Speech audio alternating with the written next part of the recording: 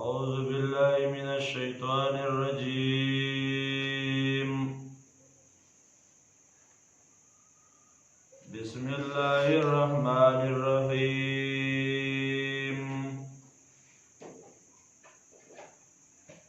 سبحانك لا علم لنا إلا ما علمتنا إنك أنت العليم الحكيم.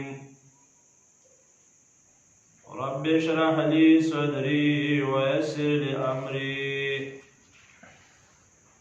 واحلل عقدة من لساني يفقهوا قولي. تبارك الذي بيده الملك وهو على كل شيء قدير.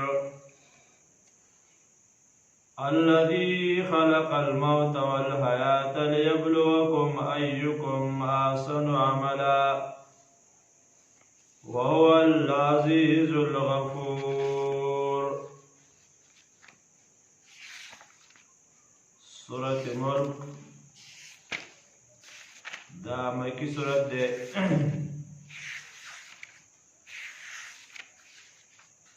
او د دې د نوم وجه د تسمیه چې دې ته ملک نوم یې خو دی په اول آیت کې چې بیده الملک په لاس د هغې کې اختیار دی او بادشاهي ده دې ته علما وایي تسمیه د کل په اسم د یو جز باندې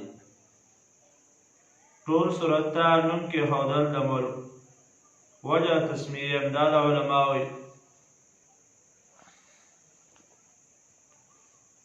نو دا صورت دا مکی صورت دی. ترتیب د قرآن کې په ترتیب د قرآن کې چې دی نو هغه 80 او په نزول کې 22 د سورت طور نه وروسته نازل شوی دی. ربط، تعلق، مناسبات دا په ډېرو وجو باندې د سورت تحریم سره دا په ډېرو وجو باندې دی. یعنې هغه کومه خبره وه چې سورت تحریم پسې سورت ملک نږدې ذکر کو او بیان یې.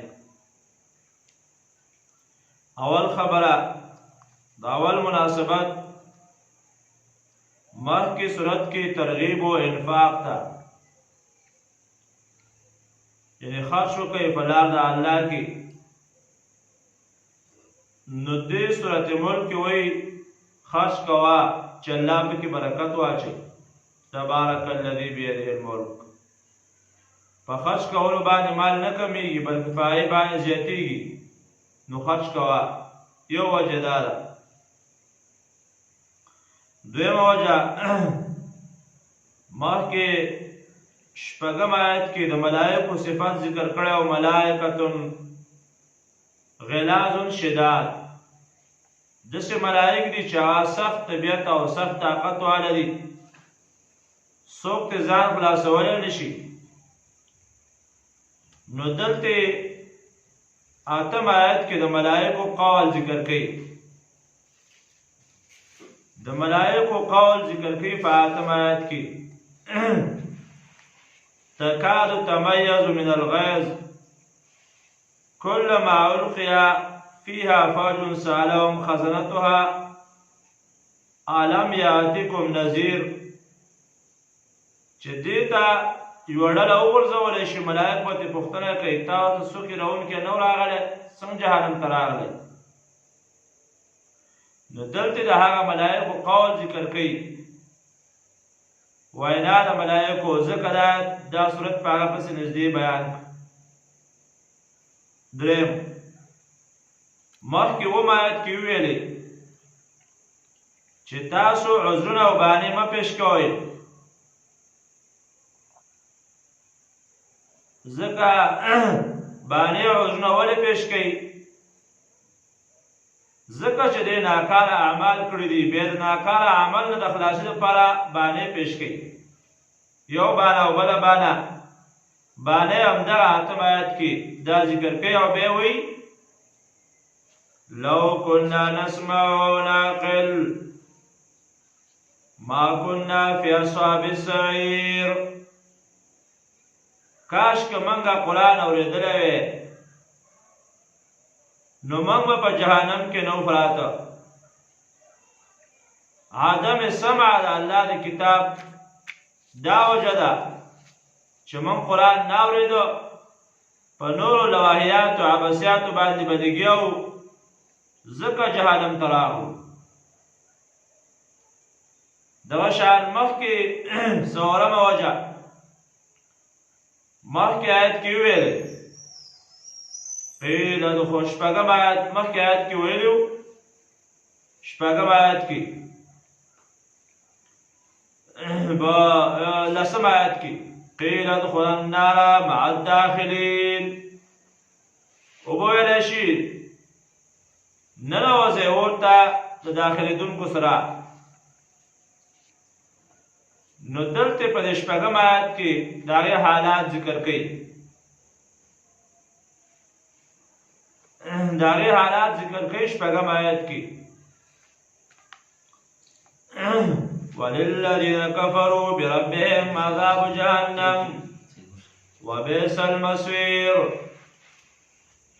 هغه کسان چې کفر یې کړی په خپل رب باندې، دوی دپاره دی عذاب د جهنم.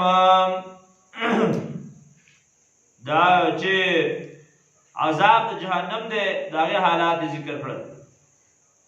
جهنم ته به داخلېږي، بانو باید نه خلاصېږي.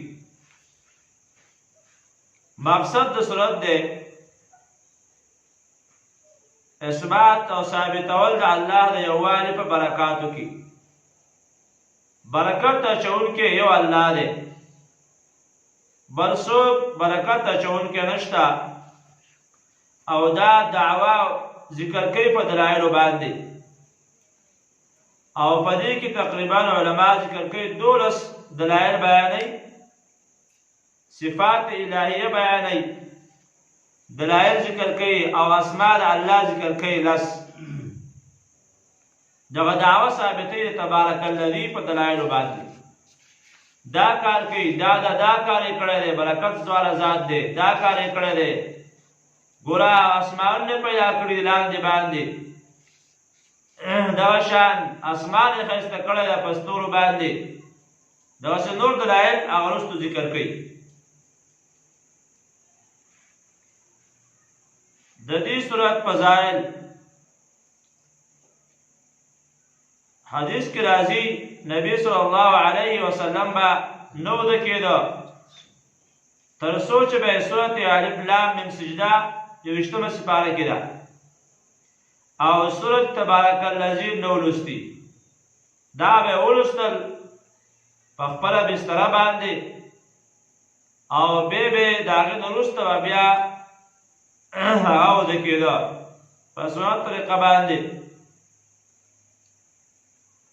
رسول الله صلی الله علیه وسلم فرمایي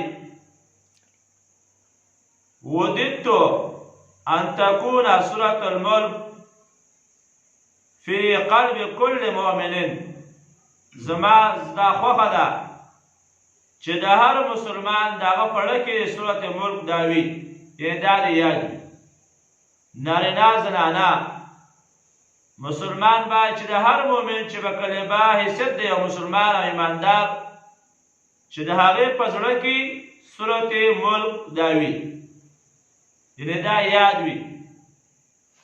نبی صلی الله علیه وسلم ترغیب ورکړی. دغه شان بل روایت کې راځي، نبی صلی الله علیه وسلم فرمایي ان فی القرآن سورة 30 آیة شفعت لرجل حتى غفر له وهي تبارك الذي بيده الملك. قرآن کې د 10 آیاتونو یو سورت دی چې هغه د خپل ویونکي دپاره شفاعت کوي.